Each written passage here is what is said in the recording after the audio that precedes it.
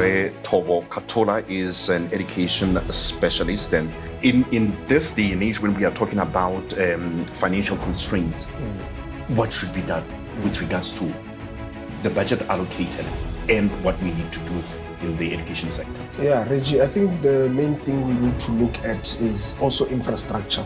But the main thing is infrastructure. I know that we do have a lot of good programs that the ministry comes up with, the STEM projects, the STEAM projects, digitizing, etc. But there are still some schools, remote schools, where infrastructure is still a problem, which limits the amount of learning or the comfort of learning of students.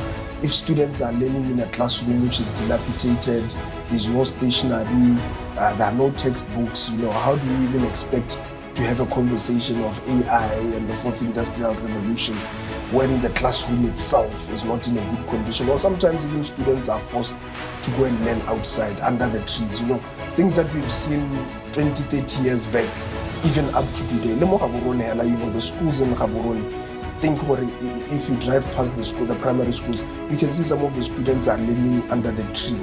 Then you wonder what a student who's in a very remote part of the country, where are they learning? Are the facilities up to standard? And hopefully we'll see that, we've seen that the TVET, students, apparently there will be a program where they are able to come and maintain the schools. You were talking infrastructure, not necessarily maintenance per se. Yes.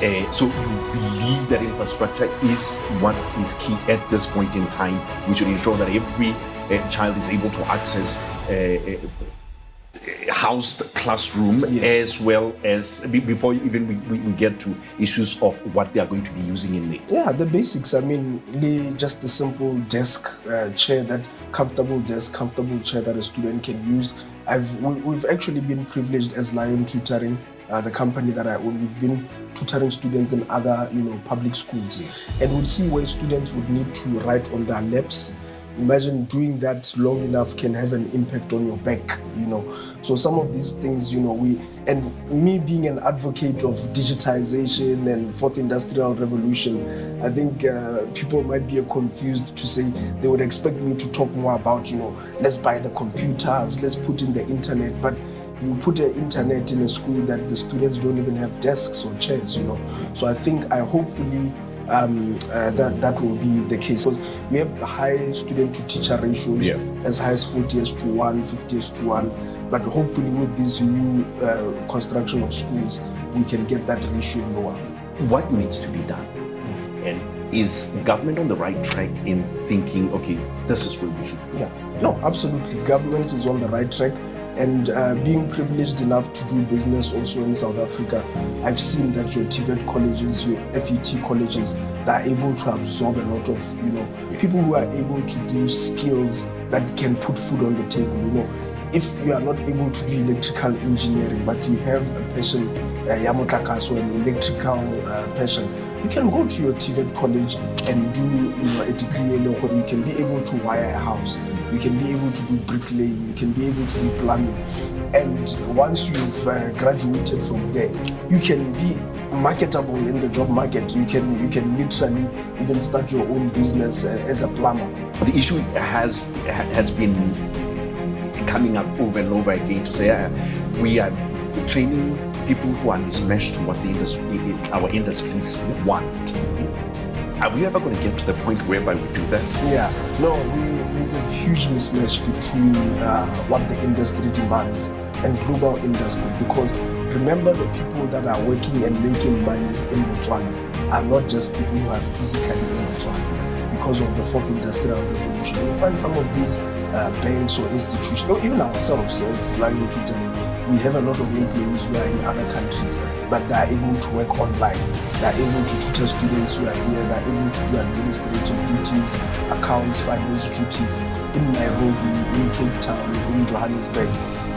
So those are kind of what we need to really upskill and look at the curriculum for it to match the global standard. Let's not just look at Botswana standard. Look at the global standard to say, if a syllabus is going to take 5 to 10 years to be updated, of which the international syllabi are updated on a 2 to 3 year basis, aren't we now, disadvantaging our labor force? And labor force starts from from primary school, secondary school, all the way until tertiary education. So the biggest problem right now is the teacher to student ratio. So whichever interventions we may bring, if they do not address this issue, it becomes very difficult. So even if we can bring technology, if we can bring smart boards, those are all good initiatives. We support those initiatives. But another bigger underlying issue is your teacher to student ratio. 40 students, one teacher is really not practical. We need to get as low as your 30 or 20 learners as to one teacher. We haven't said much about a teacher satisfaction at work. Oh, they are wealthy. Are we fine? Yes, well, teacher welfare is, I think, with most of the unions, we obviously get a sense of that. And I would appreciate if the ministry would hold hands with the union and find out, because the unions are the ones which know even better than myself, the needs of the teachers in terms of whether is it salaries, whether is are they paid on time, where they are living, the living conditions. But I hope in terms of the housing, this whole partnership with the TVET students, it can really help at least with their housing to make sure that